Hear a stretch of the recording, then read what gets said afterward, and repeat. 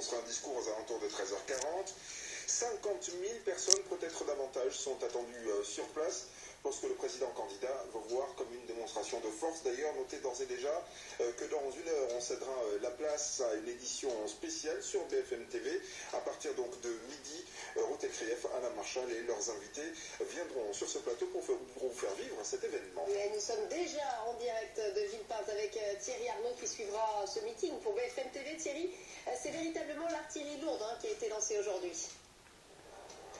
C'est vrai, et on va voir ça tout de suite avec Bruno Le Maire. Bruno Le Maire, qui est bien sûr ministre de l'Agriculture, qui a été celui qui a piloté le projet présidentiel de Nicolas Sarkozy. Alors, Bruno Le Maire, on se souvient qu'un meeting aussi gigantesque soit-il ne suffit pas à gagner une élection présidentielle, mais il y a quand même un enjeu très important aujourd'hui. Ah oui, un enjeu important, c'est un moment important.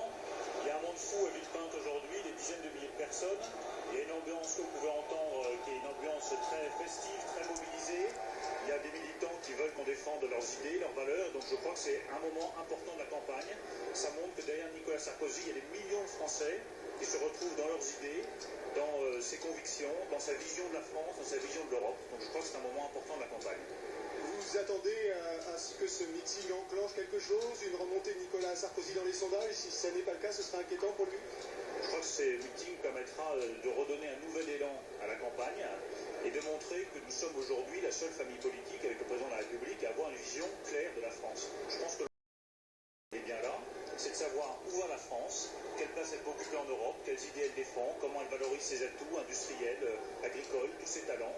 Aujourd'hui, la seule famille politique, le seul candidat qui présente une vision claire de la France, on le verra tout à l'heure dans le discours de Nicolas Sarkozy, c'est Nicolas Sarkozy et c'est l'UMP. On sait que l'un des objectifs du jour, c'est aussi de montrer que la majorité au sens large est rassemblée derrière Nicolas Sarkozy. Est-ce que l'absence de Jean-Luc Borloo ici est une déception? Non, bien entendu, c'est toujours mieux quand tout le monde est présent, mais le plus important, c'est que le Parti radical a apporté son soutien à Nicolas Sarkozy. Jean-Luc Borloo a dit lui-même que c'était un soutien vigilant, mais c'est d'abord un soutien, donc tant mieux. On a une famille qui est totalement rassemblée, toutes les personnalités sont présentes, et surtout, nous avons une même idée de ce que doit être la France demain. Autant à gauche, on voit des divisions très profondes sur des sujets majeurs, comme la politique familiale, le nucléaire, la question des impôts. Autant à droite, vous voyez une famille qui a des idées très simples, très claires sur ce que doit être la France de demain. Une France qui produit davantage et qui crée des emplois sur son territoire en prenant un certain nombre de mesures économiques indispensables. Une France qui fait respecter les valeurs républicaines, y compris dans le domaine de l'immigration, qui est un vrai sujet de préoccupation pour beaucoup de nos compatriotes. Et une France qui veut s'intégrer en Europe, qui fait le choix européen, contrairement à un parti socialiste qui, lui, sur l'Europe, s'abstient et ne propose aucune idée nouvelle.